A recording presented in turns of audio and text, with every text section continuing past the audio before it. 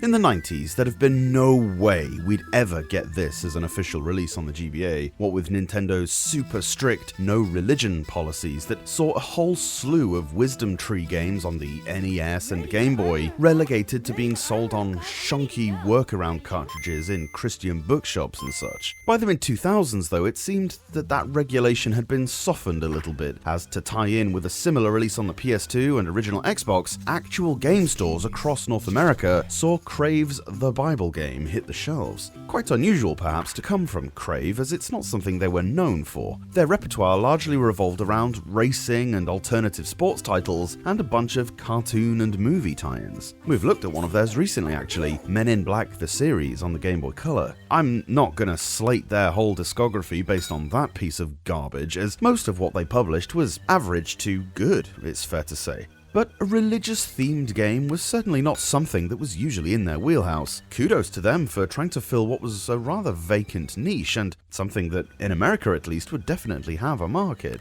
They didn't even try to sell it to us European heathens. We're all too busy sat in fields worshipping the sunrise to bother with Jesus, you see. Well, actually, as it happens, we did get the PS2 version, but I've literally never seen a copy of it ever. They were all probably burned in an occult act of deliverance from the evils of organized religion. Wow, we've strayed into witchcraft earlier than I thought we would in this review.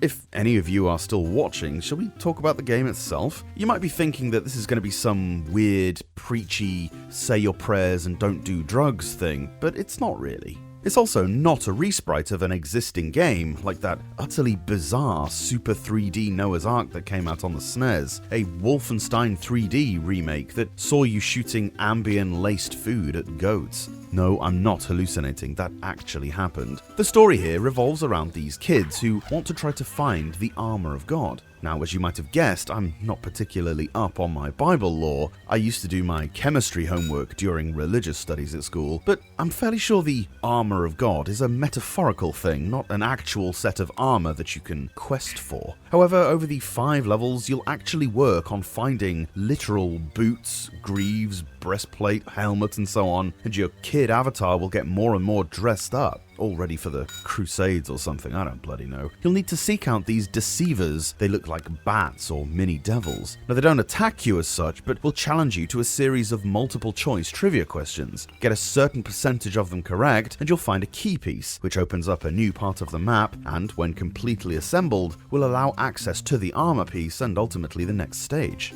Fail to reach the needed number of correct answers, and you'll lose a bit of health, but can just challenge them again. Full marks will get you an extra life. On the surface, it looks like you have some exploration and actiony bits to fill in the gaps between Christian pop quizzes, but you don't really. There are enemies like spiders and frogs flitting around, and while you can jump on them if you want, they really don't pose a threat as long as you keep running. You don't get anything for killing them, and I can't imagine it'd make God very happy if you remorselessly splattered his creations anyway.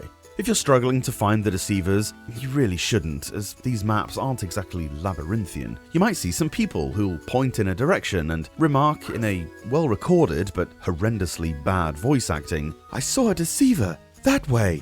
There's literally no jeopardy on the overworld, or any real challenge in getting to the next marker. It's all just fluff to break the game up a bit. That's the only purpose it serves. There are pickups scattered around, but I don't have a clue what they do. One of them lets you fire a water blob at an enemy which incapacitates them for a bit, but you never actually need to do this. There are scrolls and crucifixes and stuff, but I can't see that collecting them actually does anything. Could be wrong.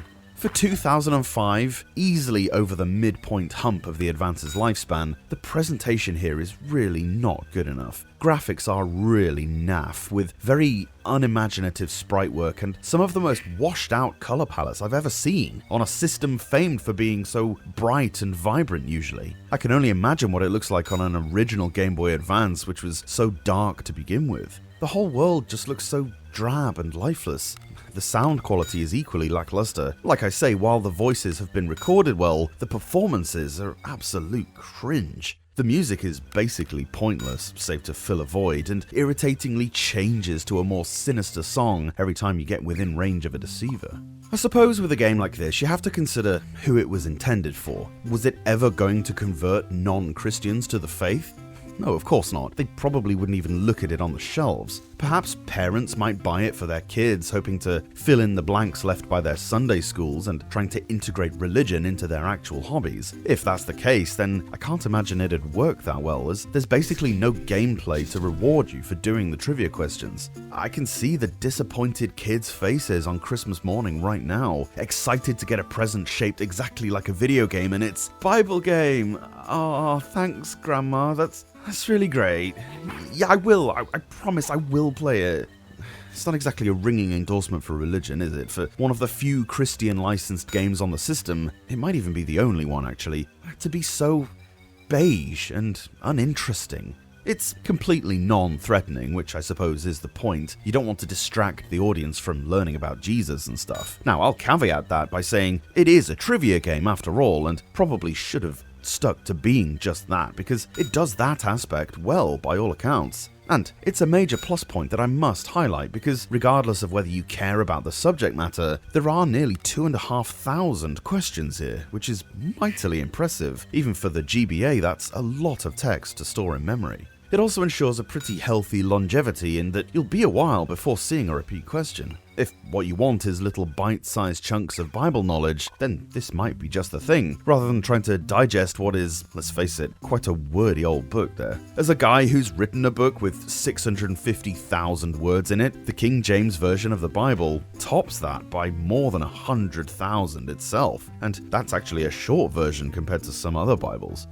He does go on a bit, our father, doesn't he?